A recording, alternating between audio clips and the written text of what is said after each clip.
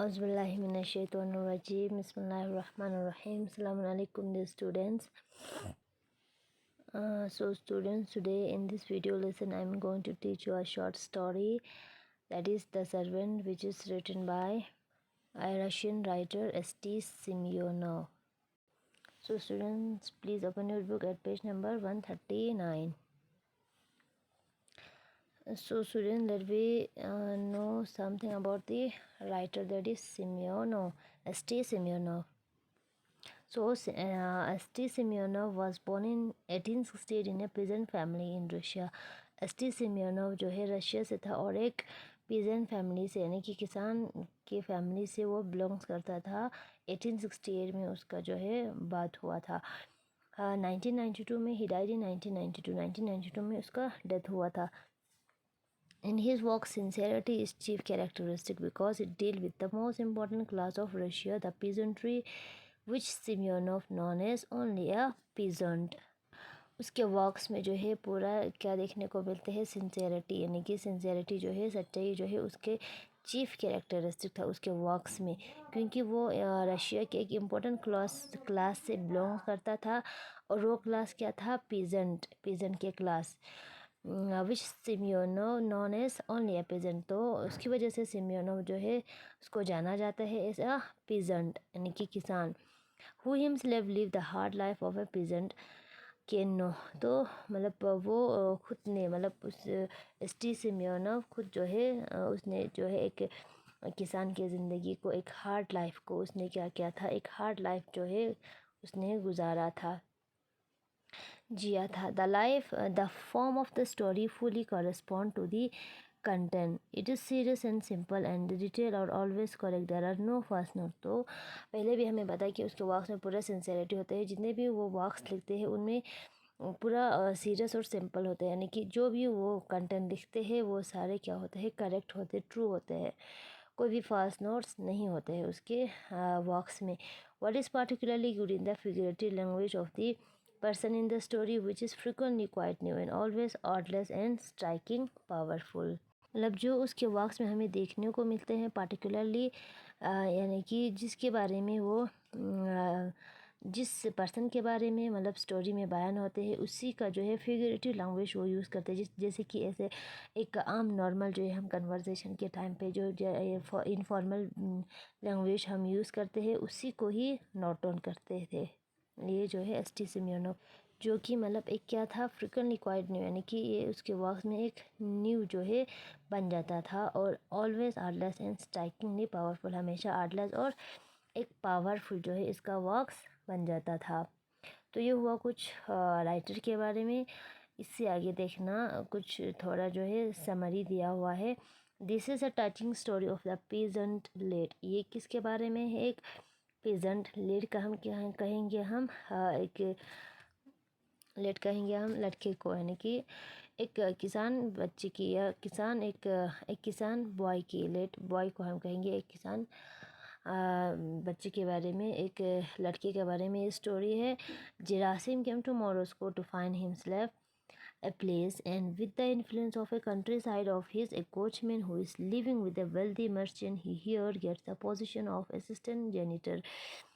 तो उस पिजन बच्चे का नाम क्या था, लड़के का नाम जिरासिम था, जो मॉस्को आया था ताकि खुद को जो है एक जॉब वो ढूंढ सके, और वो अपने कंट्रीमैन से, मतलब अपने गांव के एक आदमी से मिलता है जो कहाँ पे, जो एक मतलब कोचमैन की नौकरी कर रहा होता है, और कहाँ पे, एक वेल्दी मर्चेंट के घर, एक अमीर जो है सौदागर के घर वो कोचमैन वहाँ पे काम करते हैं। He get the position of assistant janitor. वहाँ पे उसको जॉब क्या मिला है, असिस्टेंट जैनिटर, यानी कि गाड़ी चलाने वाला, यानी कि गाड़ी का assistant. This place was formally occupied by an old man.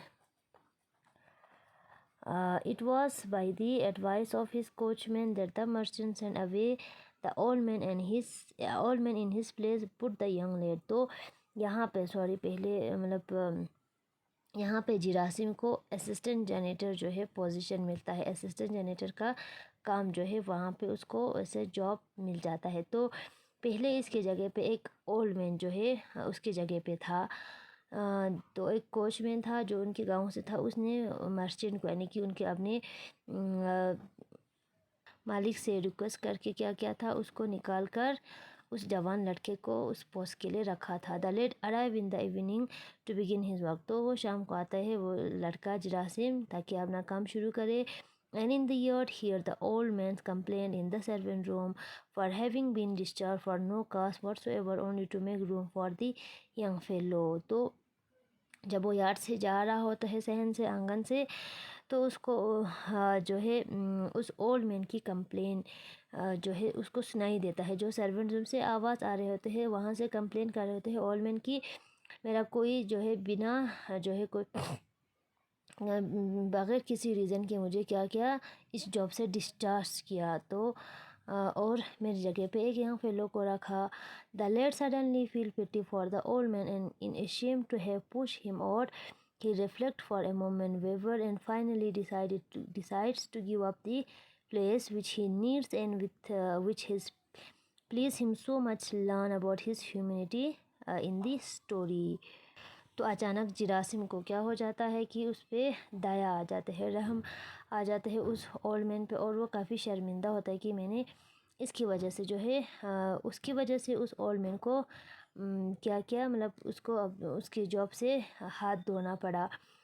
और कुछ देर के लिए उसने सोचा, और मतलब कुछ देर के लिए सोचा, और फाइनली उसने डिसाइड किया कि मैं ये जगह इस जगह को यानी कि इस जॉब को मैं छोड़ दूँगा। और क्या क्या उसने मतलब जिसकी मतलब उसको सख्त ज़रूरत थी, जॉब की उसको सख्त ज़रूरत था, लेकिन उसने क्या डिसाइड किया, मैं इस जॉब को छोड़ दूँगा क्योंकि मेरी वजह से उस ओल्ड मैन का जो है क्या हो रहा है, उसको जो है काफ़ी तकलीफ़ पे उठाना पड़ रहा है। इसीलिए learn about his humanity in the story, तो हम स्टोरी में इसके ह्यूमैनिटी के बारे में, इंसानियत के बारे में पढ़ेंगे।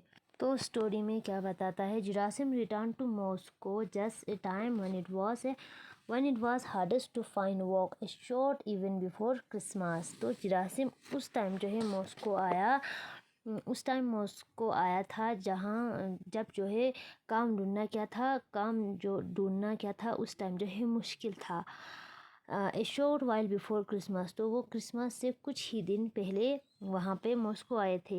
When a man sticks even to a poor job in expectation of a present, तो जब उस टाइम क्या करते थे इंसान जो है मतलब किसी आदमी को कम ही वहाँ से मतलब एक आदमी को जो है कम यानी कि उसको उसके जॉब से कम ही पैसा मिलता था, लेकिन फिर भी उस जॉब पे स्टिक रहते थे, यानी कि उस जॉब को मतलब उसी जॉब को ही करते थे, क्योंकि उस टाइम जो है नौकरी मिलना मुश्किल था। और उस एक्सपेक्टेशन में रहते थे कि ताकि उनको कुछ प्रेजेंट मिले, यानी कि तोहफा मिले क्रिसमस पे। For 3 weeks the peasant lad had been going about in vain seeking a position. फिर क्या किया उस पिजन बच्चे ने, उस पिजन लड़के ने क्या किया, उस किसान के लड़के ने had been going about in vain, यानी कि 3 हफ्ते जो है उसने काम ढूंढा, यानी कि नौकरी की तलाश में वो 3 हफ्ते इधर उधर घूमता रहा, लेकिन क्या हुआ, about in vain seeking a position, लेकिन उसको कोई भी जॉब नहीं मिला, सब क्या हो गया, बेकार गया।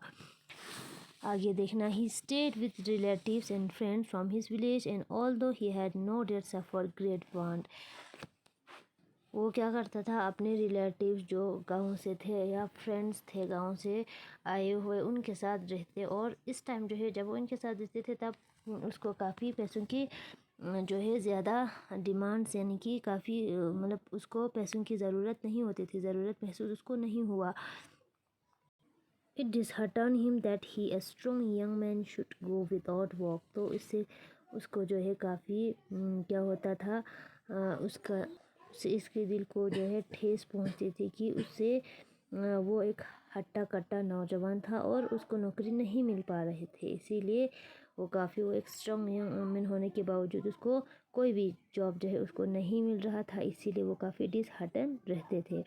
जिरासिम had lived in Moscow from early boyhood, तो जिरासिम जब बॉयहुड में था यानी कि लड़कपन के स्टेज में था तब वो मॉस्को में रहते थे पहले। When still a mere child he had gone to work in a brewery as bottle washer, अभी वो बच्चा था तब वो क्या करते थे, एक ब्रेवरी की दुकान पे यानी कि एक शराब की दुकान पे बॉटल वॉश करते थे, उसको मतलब बॉटल वॉशर का काम करते थे। And later as a lower servant in a house, तो फिर उसके बाद एक मर्चेंट के घर जो है नौकर की हैसियत से, मतलब ऐसे नौकर जो है सर्वेंट वहाँ पे काम किया।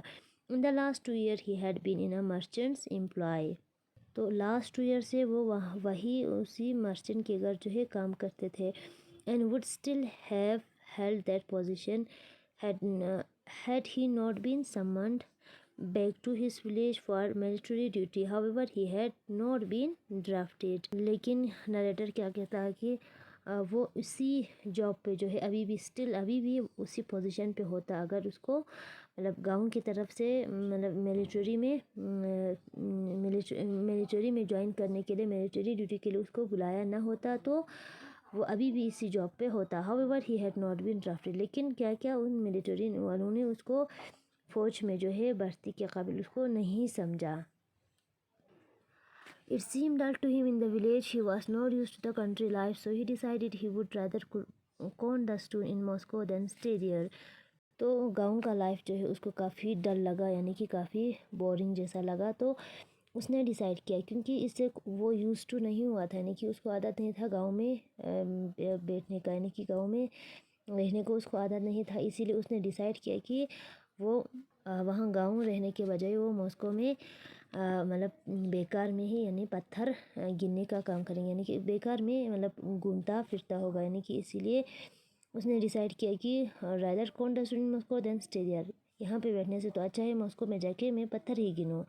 Every minute it was getting to be more and more irksome for him to be tramping the street in idleness. जब वो सड़कों पे गुजरते थे, यानी कि स्ट्रीट्स पे जो है इधर उधर जाते थे, वो इसके लिए मतलब उसको काफ़ी क्या होता था, तकलीफ़ दे होता था, एक से मैंने कि काफ़ी तकलीफ़ दे।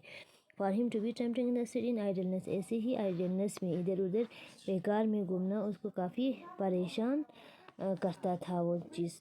Not as soon did he leave return in his effort to secure any sort of work, तो वो जॉब की तलाश में थे। तो not as soon did he leave turn unturn, यानी कि ये एक फ्रेज़ है कि उसने कोई भी मतलब कसर नहीं छोड़ा अपने मतलब जॉब ढूंढने में उसने कोई कसर नहीं छोड़ा, अपना पूरा एफर्ट दिया, पूरा मतलब he played all his acquaintance, तो जितने भी जान पहचान के लोग थे उन सबको मतलब पूछा, परेशान किया। He even held up people on the street and asked them if they knew of a situation all in vain, और उसने इवन पूरा जो स्ट्रीट से लोग गुजरते थे उनको पकड़ पकड़ कर पूछा कि मेरे लिए कोई जॉब तो नहीं है, लेकिन पूरा क्या क्या गया, सब जो है बेकार गया, मतलब उसको कोई भी जॉब नहीं मिला। Finally Gerasim could no longer bear been a burden on his people, finally Gerasim ने मतलब उसको बर्दाश्त नहीं हुआ कि अब कितना मतलब वो अब अपने लोगों पर बोझ नहीं बनना चाहते थे। Some of them were annoyed by his coming to them, तो कोई मतलब जो अपने गांव के लोग थे तो वो लोग काफ़ी क्या हो चुके थे, उससे अनॉय हो चुके थे, यानी कि चिढ़ जाते थे, रोज़ वो आते थे। And other had suffered unpleasantness from their master on his account. He was altogether at a loss what to do. Sometime he would go a whole day without eating. तो किसी किसी के तो उसके मतलब रोज़ आने की वजह से अपने मास्टरों से, यानी कि मालिकों से क्या होते थे, डांट पड़ते थे, और उसको जो है उसकी समझ में बिल्कुल भी नहीं आ रहा था कि अब वो क्या करे। सम टाइम ही वुड को ए होल डे विदाउट ईटिंग, कभी कभार तो वो क्या करते थे, पूरा दिन भर जो है भूखा रहना पड़ता था उसको, पूरा वो खाना जो है मतलब खाली पेट उसको रहना पड़ता था। तो इससे आगे हम नेक्स्ट वीडियो में पढ़ेंगे इंशाल्लाह। ओके, फिर खुदा हाफिज़।